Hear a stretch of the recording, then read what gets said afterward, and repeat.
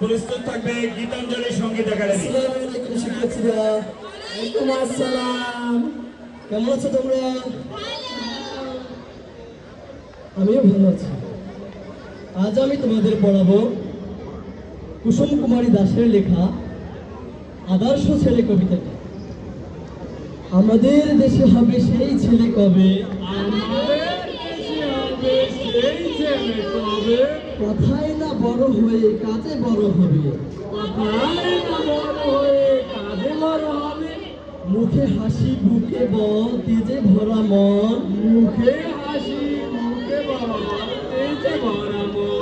মানুষ হইতে হবে এই যার পর। আজ এ পর্যন্তই, সবাই ভালো থাকো, আল্লাহ হাফেজ।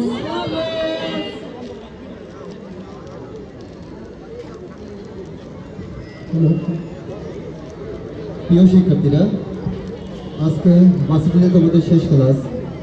গ্র্যাজুয়েশন শেষ করার মধ্য দিয়ে বিভিন্ন সিভিল সার্জনে তোমরা দেশের সেবা করবে। তবে আমি সন্দেহান কোটার এই বাজারে মেধার সঠিক বিচার হবে কিনা। দেশ যখন এমন একটি সংকট মুহূর্ত দিয়ে যাচ্ছিল, ঠিক তখনই সরকারি চাকরিতে নিয়োগের ক্ষেত্রে প্রচারিত হয় বৈষম্য বিরোধী, সারা দেশে শুরু হয় কোটা বিরোধী আন্দোলন, কোটা সংস্কার আন্দোলন।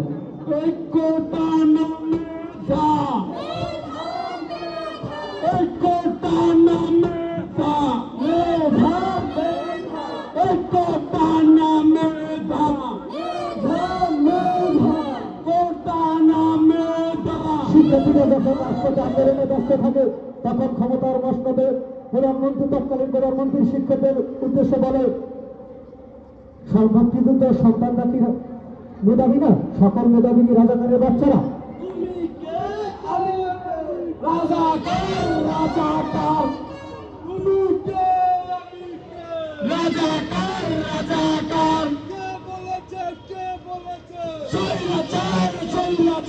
শিক্ষার্থীদের এই আন্দোলনে আক্রমণ চালায় সরকার দলের ছাত্র সংগঠন, ছাত্রলীগ, যুবলীগ তথা পুলিশ বাহিনী।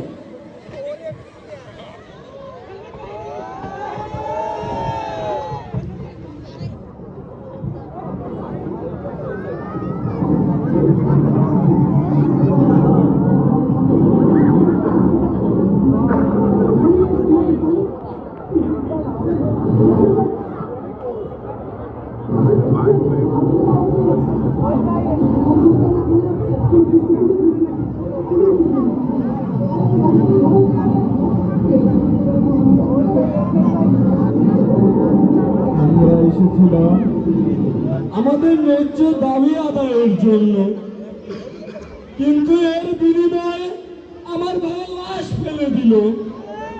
এটা কি আমরা চেয়েছিলাম? আমাদের চিন্তা ছিল আমরা 9 দফা আদায় করব, কিন্তু এখন আর আমাদের দাবি 9 দফা নয়, এখন আমাদের দাবি 1 দফা। এই দাবি স্বৈরাচারের পদত্যাগ,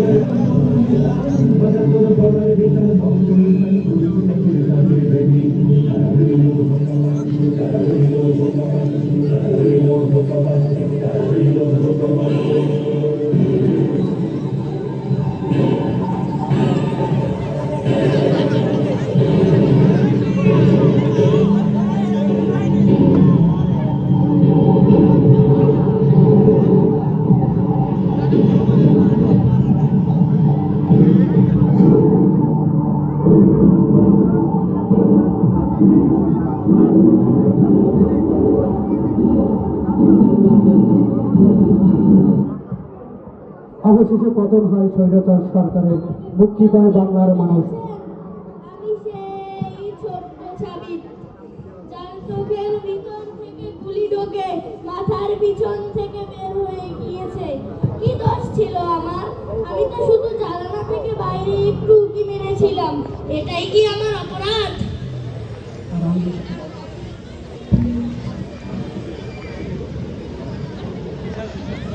আর আমি তো এসেছিলাম পানি বিলাতে। পানির অপর নাম নাকি জীবন। অবশেষে নিজের জীবনটাই বিলিয়ে দিতে হবে। আমাকে চিনতে পেরেছে? আমি আপনাদের সেই মুগ্ধ। পানি লাগবে? পানি ভাই, পানি লাগবে? পানি।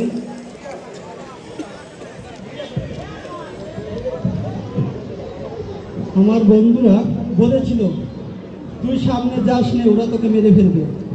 বাড়ি থেকে মা ফোন দিয়ে বললো বাবা তুই যুদ্ধে যাস নে। সেই ছোট্ট বোনটি ও আমাকে ফোন করে বললো দাদা তুই সাবধানে থাকিস। কিন্তু ওরা ভেবেছিল আমরা দমে গেছি, কিন্তু দমে যাইনি। আমার বুকের ভিতর এক অদ্ভুত জ্বর সৃষ্টি হয়েছে। ওই জ্বর কি ওরা ভয় পেয়েছে? বুকের ভিতর তুমুল জ্বর, বুক পেতেছি। আমি সাহিত্য মুগ্ধ, আমি সাহিত্য মুগ্ধ। যতবার বাংলার জমিনে স্বৈরাচারী থামা মারবে, আমি সাহিত্য মুগ্ধরা বারবার জন্ম নেবে, আমি সাহিত্য মুগ্ধরা বারবার ফিরে আসবে। এদেশের মায়েরা আমি সাহিত্য মুগ্ধের মতো বারবার জন্ম দেবে।